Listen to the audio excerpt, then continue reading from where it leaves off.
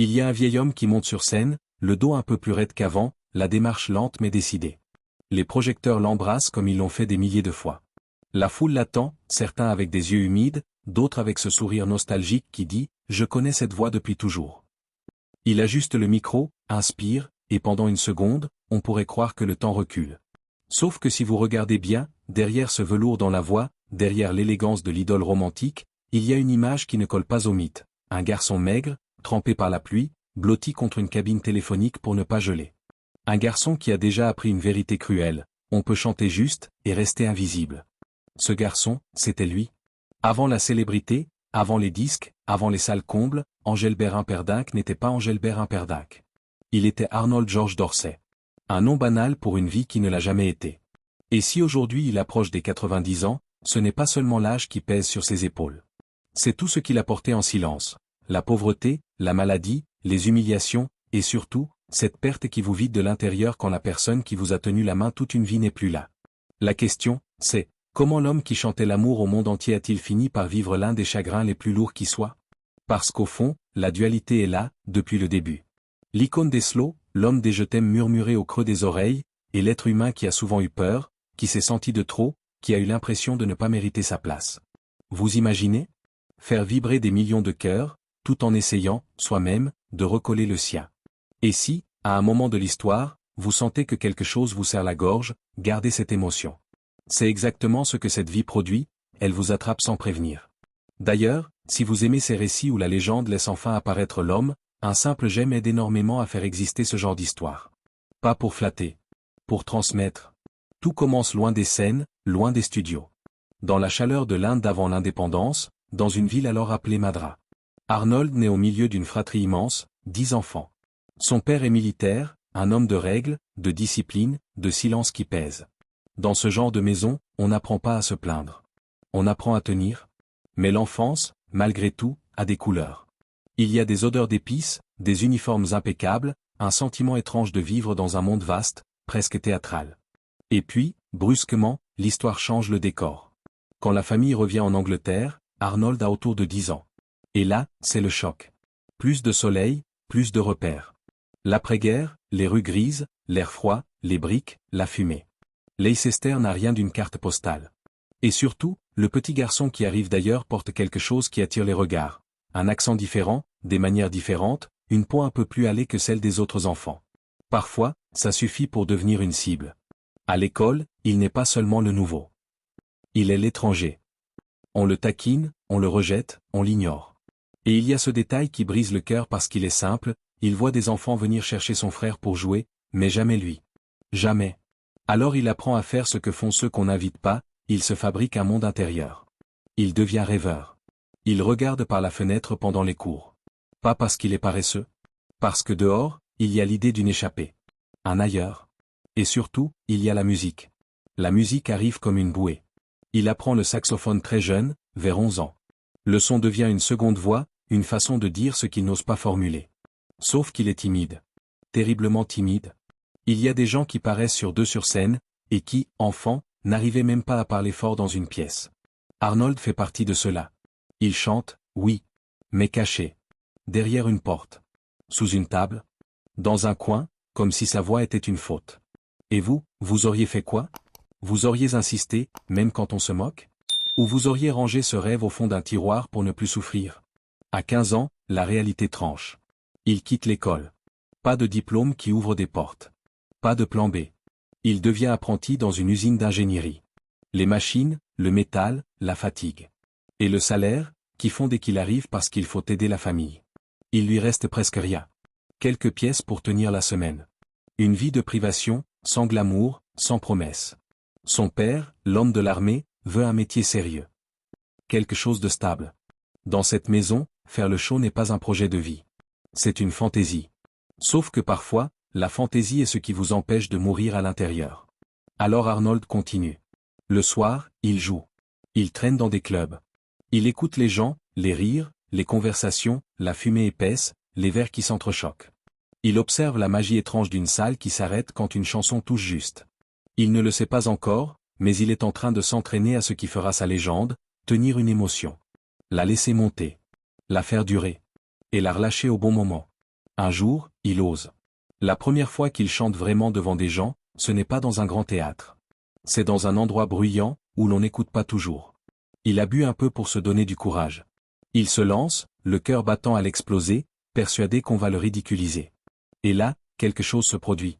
Des applaudissements. Pas énormes, pas historiques, mais réels. Des mains qui frappent pour lui. Des inconnus qui disent « On t'a entendu ».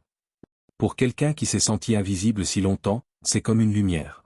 Il prend un nom de scène proche de son identité, une variation, Jerry Dorsey. Et pendant des années, il enchaîne. Des petites dates. Des tournées modestes. Des passages où l'on vous promet beaucoup, et où on vous donne peu. Des chansons enregistrées qui ne décollent pas. Des sourires de façade pour masquer la peur.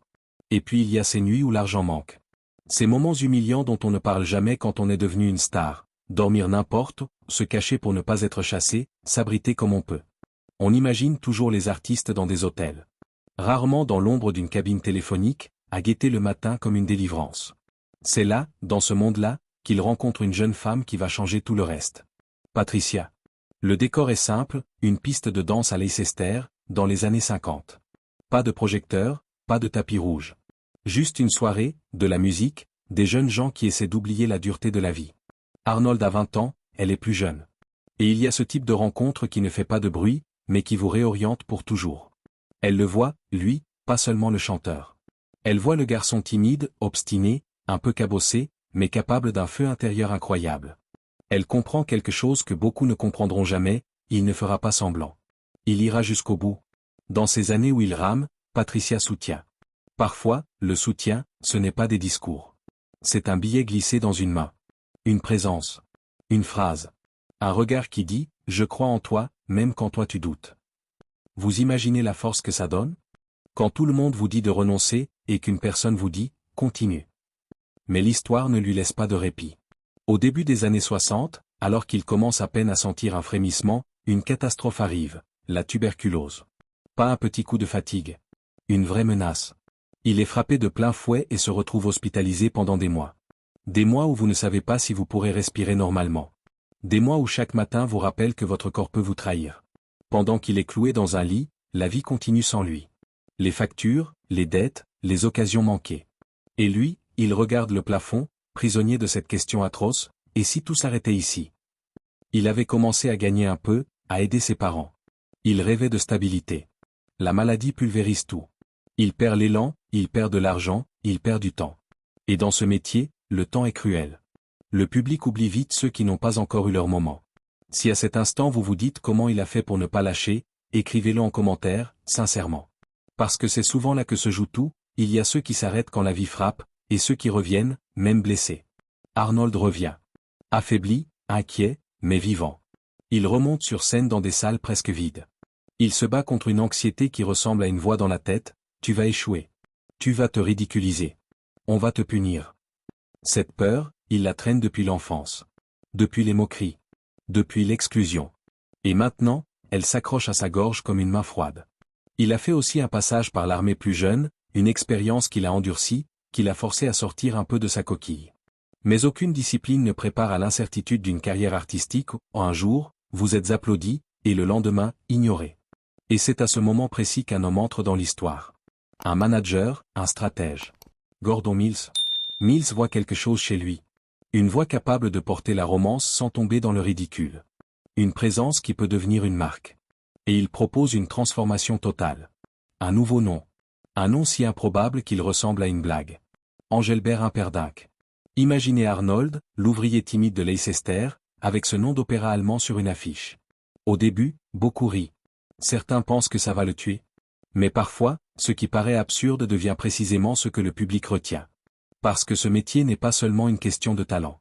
C'est aussi une question de mémoire. Et un nom comme celui-là, ça s'imprime. Et puis arrive la chanson qui va tout changer. Relise-me. Au départ, ce n'est pas un coup de tonnerre.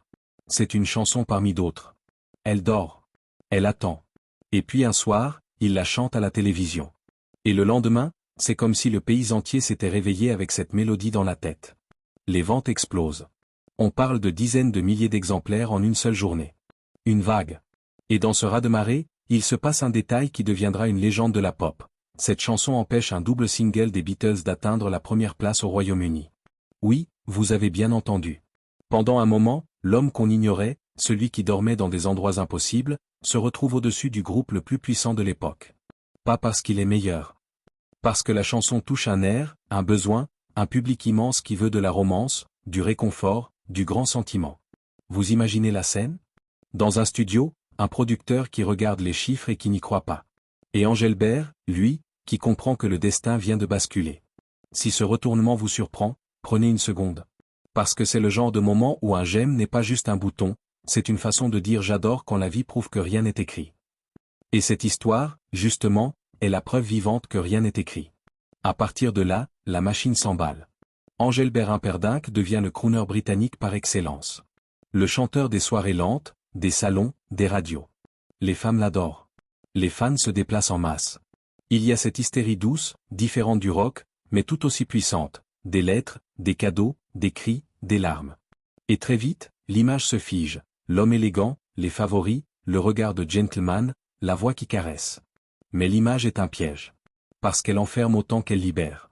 Il a ce succès immense, mais certains critiques le méprisent. On le réduit à un style. On le classe. On le caricature. Et lui, au fond, continue de se battre contre ce vieux démon, l'impression de ne pas être pris au sérieux. Il enchaîne pourtant. The Last Waltz. Des ballades qui deviennent des hymnes pour des couples. Des chansons qui accompagnent des séparations, des retrouvailles, des anniversaires. Sa voix se glisse dans la vie des gens. Et c'est ça, la vraie victoire, devenir la bande-son d'une génération. Il tourne partout. Il s'installe à Las Vegas, ce temple du spectacle où les artistes se consument parfois dans la routine, ou se transforment en monuments. Des milliers de soirs, la même montée sur scène, les mêmes premières notes, et pourtant, il faut faire comme si c'était la première fois. Parce que le public, lui, vient pour vivre un moment unique. Et vous, si vous aviez dû répéter la même émotion des centaines de fois par an, est-ce que vous auriez tenu? Ou est-ce que vous vous seriez vidé à force de donner? Dans les années 70, il prouve qu'il peut aussi évoluer. After the Lovin' devient un immense succès, surtout en Amérique du Nord. Une chanson qui montre autre chose, une sensibilité plus moderne, une production plus ample, une ambiance presque cinématographique. Le public suit. Les classements aussi. Les apparitions télé se multiplient. Les tournées s'enchaînent. Il travaille énormément, parfois à un rythme qui frôle l'inhumain. Et là, on touche à une autre phase du rêve, la solitude. Parce que derrière l'idole romantique, il y a un homme qui vit dans des avions, dans des loges, dans des hôtels. Un homme qui sourit à des milliers de personnes, puis qui referme la porte d'une chambre où le silence est assourdissant. C'est là que la vie privée se complique. On parle de rumeurs, de tentations, d'infidélité. On parle d'un artiste entouré, sollicité, et parfois incapable de dire non.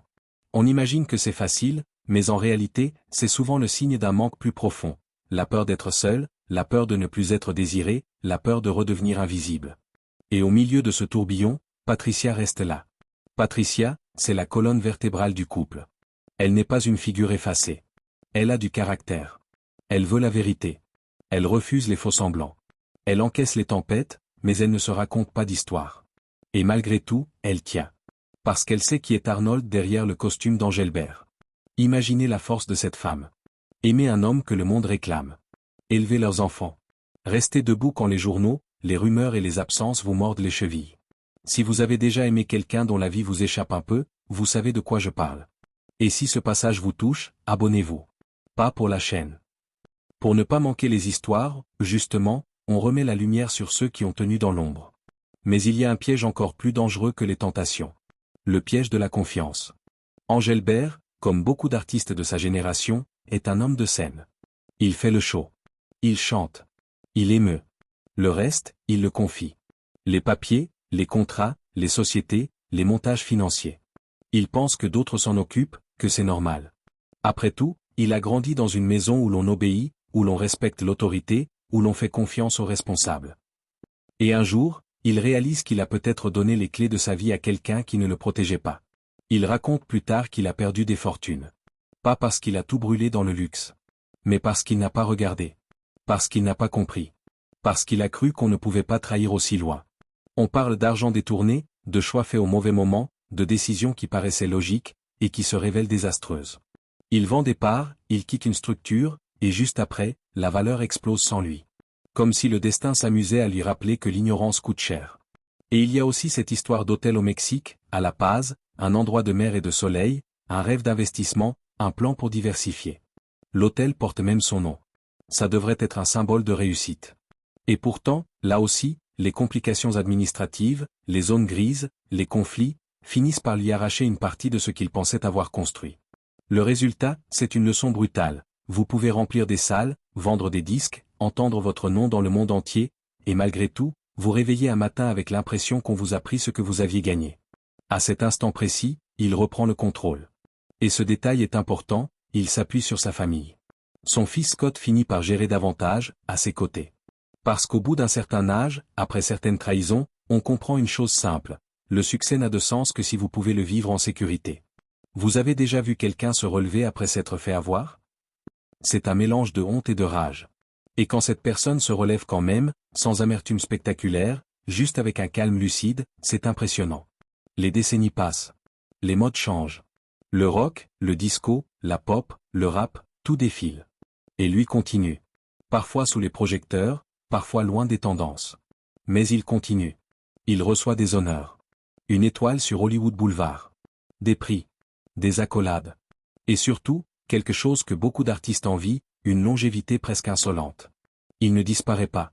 Il traverse le temps. Dans les années 2000, il y a même un regain d'intérêt. Des compilations, une nouvelle attention.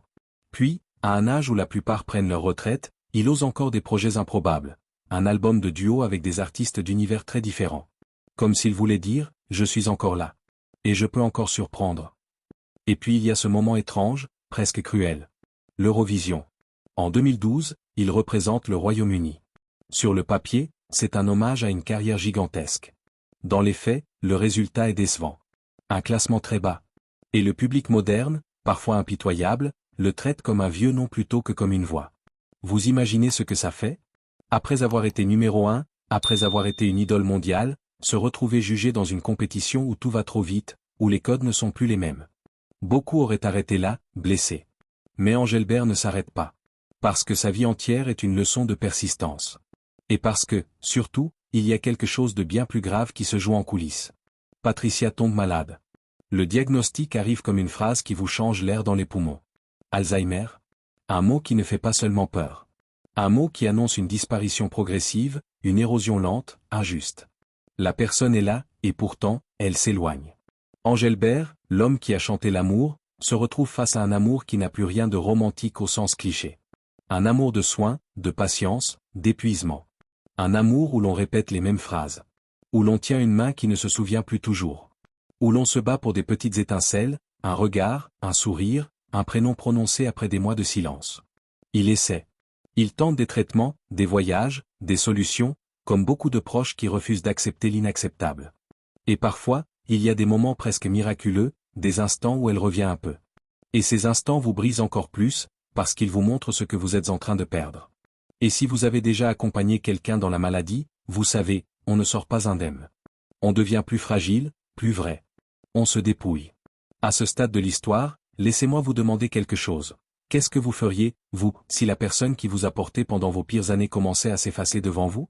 Vous tiendriez jusqu'au bout? Ou vous vous écrouleriez en silence? Si la réponse vous vient, écrivez-la. Parce que ces commentaires, parfois, ne sont pas des mots sur Internet.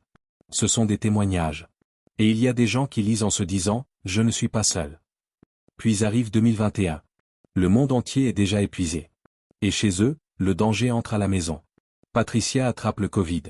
La famille prie. Ils s'accrochent au rituel, à l'espoir, à cette idée que l'amour peut encore retenir quelqu'un. Elle survit au virus, mais son cœur lâche. Elle s'éteint. Et soudain, Engelbert n'est plus l'idole romantique. Il est un veuf. Un homme qui se retrouve dans une maison pleine de souvenirs. Des jardins qu'elle aimait. Des objets qu'elle touchait. Des habitudes devenues des fantômes. Et ça, c'est une tristesse que même la gloire ne peut pas anesthésier. On croit souvent que les stars ont une armure. Mais le deuil traverse toutes les armures. Il passe là où il veut. Il s'assoit à côté de vous au petit déjeuner. Il vous attend dans le couloir. Il vous coupe le souffle au moment où une chanson démarre, parce que cette chanson, vous l'avez chantée pour elle. Et pourtant, il remonte sur scène. Pourquoi? Pour l'argent? Pour l'ego? Pour l'habitude? Ou parce que, dans sa tête, il entend encore la voix de Patricia lui dire de continuer, comme au début, quand personne ne croyait en lui. Quand il chante aujourd'hui, Il ne chante plus seulement pour séduire un public. Il chante pour survivre. Il chante pour transformer la douleur en quelque chose de partageable. Il chante parce que, parfois, c'est la seule façon de respirer. Et le destin, encore une fois, lui joue un tour étrange, une de ses anciennes chansons revient sur le devant de la scène grâce à une série moderne, et une nouvelle génération découvre cette voix. Comme si le monde lui rappelait, tu n'es pas fini. Même à l'âge où beaucoup s'éteignent. Il sort encore de la musique. Des albums tardifs, des chansons d'amour avec une autre saveur, plus grave, plus vraie. Parce qu'après avoir perdu l'amour de sa vie, les mots je t'aime ne sont plus des décorations. Ce sont des cicatrices qui parlent. Et c'est là qu'on revient à notre première image. Le vieil homme sous les projecteurs. Si vous le regardez maintenant, imaginez tout ce qu'il y a derrière. Le garçon moqué à l'école. L'ouvrier à l'usine. Le chanteur fauché qui dort où il peut. L'homme hospitalisé, terrorisé à l'idée de ne plus chanter. L'artiste qui explose et devient un phénomène mondial grâce à Relisme. Le professionnel qui traverse les décennies, qui triomphe encore avec The Last Waltz, qui renaît aux États-Unis avec After the Lovin', qui se bat contre les pièges de l'argent et les erreurs de confiance. Et enfin, l'époux qui accompagne la lente disparition de Patricia Healy, jusqu'au dernier souffle. Tout ça, dans un seul corps. Dans une seule vie. Alors oui, sa vie est triste, parce que la fin d'une grande histoire d'amour est toujours triste. Mais sa vie est aussi immense. Parce qu'il a fait ce que peu de gens font, il a tenu. Et je vais vous poser une dernière question, très simple, mais qui dit tout, qu'est-ce qui vous touche le plus chez lui? Le conte de fées du succès, ou la part humaine, fragile, qui survit malgré les pertes. Si cette histoire a réveillé quelque chose en vous, laissez un j'aime. Pas pour faire plaisir. Pour envoyer ce signal tout simple, les histoires humaines comptent encore. Et si vous voulez d'autres récits de légendes qu'on regarde enfin dans les yeux, abonnez-vous. Parce qu'il y en a d'autres. Et certaines, je vous le promets, font encore plus mal, et encore plus de bien. Angèle Bérin-Perdinck avance vers ses 90 ans avec une voix qui a traversé les modes, les continents et les deuils. Et quand il chante aujourd'hui, on pourrait croire qu'il chante pour le public. Mais au fond, il chante peut-être pour une seule personne. Celle qu'il a vue quand il n'était personne. Celle qu'il a choisie quand il n'avait rien. Celle qui, même dans le silence de la maladie, est restée son chez lui. Et c'est peut-être ça, la vérité la plus dure et la plus belle. On peut être applaudi par le monde entier, et avoir le cœur brisé comme n'importe qui.